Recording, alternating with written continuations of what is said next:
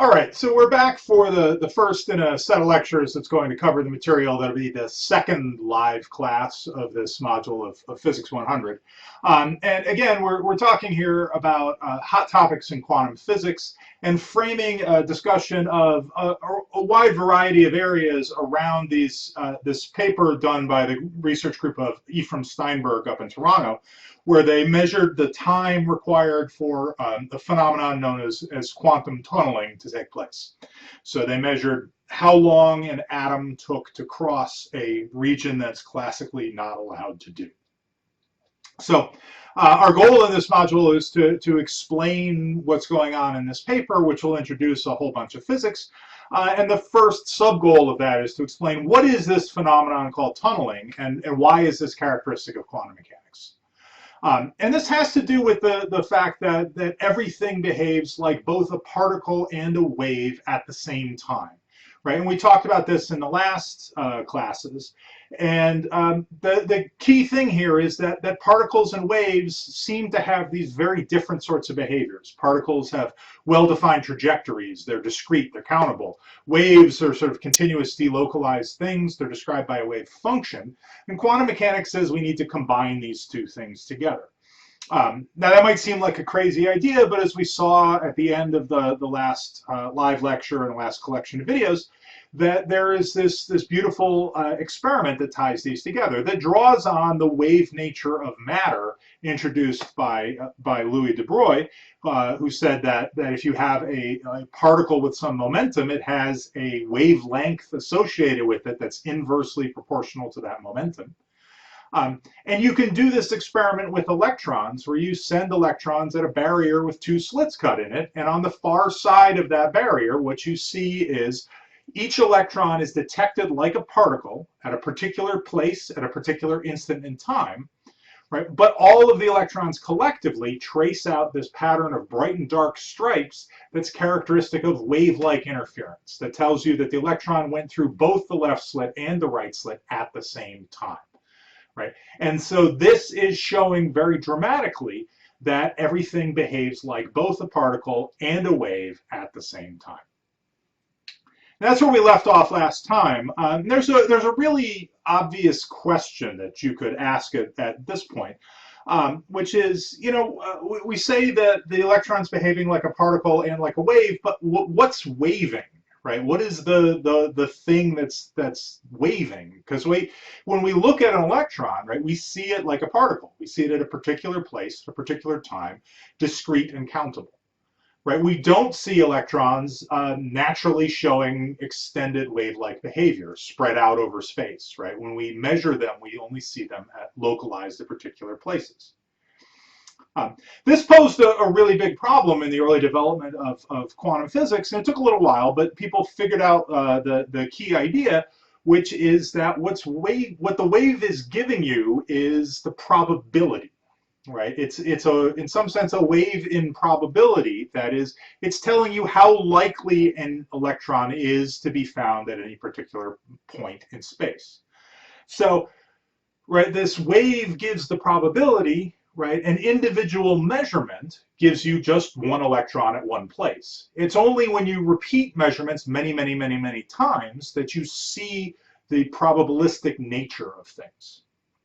Now, this is a very different conception of how the universe works than classical physics, and this caused a lot of problems, right? Albert Einstein is famously on record as saying he hated this idea of probabilistic matter and that God does not play dice, that sort of thing.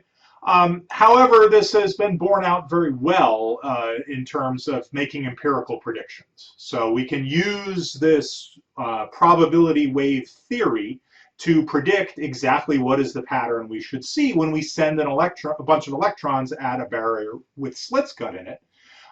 And it agrees beautifully with the results that we predict. So this is an extremely successful theory as a matter of empirical fact. Philosophically, some people still find it very disturbing, and that's an issue relating to the nature of measurements in quantum mechanics that we may get to toward the end of this module. We'll see what we have time for. So the key point here is that, right, this wave that's associated with the electron is going to be a wave that's going to give you some information about probability, and we need a way to mathematically describe that, right? If we have a wave, we should have some sort of a wave equation that governs the behavior of that wave. Right, we have this for sound waves in air, for waves in water, for light waves traveling through space. We have wave equations that govern their behavior, so we should have a wave equation that governs the behavior of an electron. This was pointed out by Louis de Broglie, and the guy who came up with the wave equation is this happy little dude here.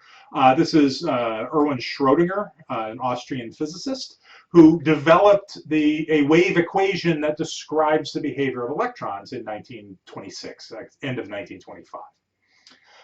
This is the equation right here. It describes the time evolution of a wave function. That wave function is traditionally described using a capital Greek letter psi. So that's the big Greek letter you see there. And that's a function of both position and time. All right. This wave function, the psi function, right, is what tells you the probability of finding the electron in any particular place at any particular time. To do that, you have to do an operation on it that's basically like squaring the wave function, but it involves complex numbers, and we're not going to go into that much detail here. So just very loosely, you can think of the wave function as being sort of like the square root of the probability of finding the particle at a particular place. Should also note that Werner Heisenberg, German physicist contemporary of Schrodinger's, developed a perfectly mathematically equivalent approach that uses different math to reach all the same answers at right around the same time, late 1925. So these two both developed their particular approaches to quantum mechanics, and this wave equation that we see here is called the Schrodinger equation in honor of old Erwin here. Now, if you look at that equation, right, that might look a little bit scary, and so I'm not gonna, we're not gonna actually solve that. We're not gonna do all that much with it. But my job for this particular video is to hopefully convince you that this is not, in fact, a scary object. It's actually a very friendly equation, right? It's something that's more familiar than you might think, and a little easier to understand, at least on a conceptual sort of level. So it's a happy, friendly equation, the sort of thing that, well, if you're a certain type of person, you get tattooed on your back, but don't do that. That's kind of weird.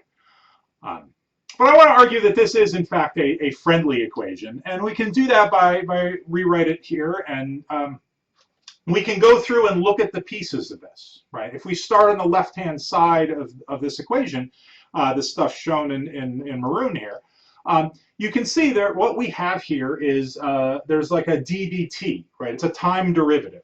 So this left-hand side is saying this is how the wave function changes in time, right? So all that's saying is, a bunch of weird symbols, but it's just saying this is how the wave function changes in time, and that time dependence is going to depend on the stuff that's on the right-hand side of the equation. What do we have over on the right-hand side? Well, we've got this first piece here has, again, some derivatives in there, so a little bit of calculus going on. And here it's a d by dx, right? This is a space derivative, and that's related to how the thing changes in space, how the wave function changes in space. How it changes in space? Well, it's a wave pattern, right? This is going to be related to the wavelength. This is going to be related to the wavelength. Well, wavelength is related to momentum. Momentum is related to kinetic energy, right? So this piece here in blue is going to be related to the kinetic energy of the particle that's being described by the wave function. And that's really nice because the third piece here in green is the potential energy function, right? This is the potential energy, and all of these things are multiplied by the wave function itself.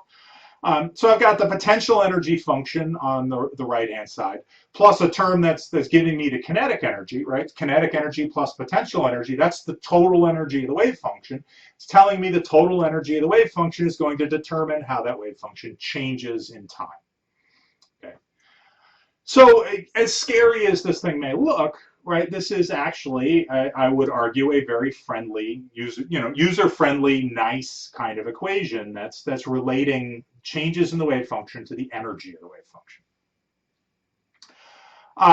So, what is this telling us? This is telling us that the time evolution of a wave function is in fact going to be determined by the energy of the particle, right? And so this is telling us that when we want to think about the motion of objects that are quantum mechanical, things like electrons that we have to describe with a quantum wave function, when we want to do that, we need to make two shifts in how we look at the world. One is we need to think about that motion in terms of probabilities of finding the particle at a particular place at a particular moment in time. And we also need to analyze that motion primarily in terms of the energy of the particle, not like a classical trajectory like you would use with Newton's laws, where you think about the specific position and velocity at any instant. We have to think about the wave function more holistically in terms of the total energy of the system, the potential energy and the kinetic energy that it has. And that's what's going to determine how this wave function changes in time. That, in turn, will tell us the probability of finding the electron in a particular place, and that's what lets us predict this pattern of bright and dark stripes that we see in that electron experiment that I keep coming back to. So the next thing to do here is going to be to talk about, like, what does it mean to think about the motion of some object in terms of probability and analyze it in terms of the energy content. But I'm going to push that into the next video, talk about that for classical things, and then we'll come back around and see what does the Schrodinger equation tell us about wave functions in terms of energy and probability for motion of objects, and then we'll see how that leads to this phenomenon that we call tunneling. So that'll be in the next videos, so stay tuned for that.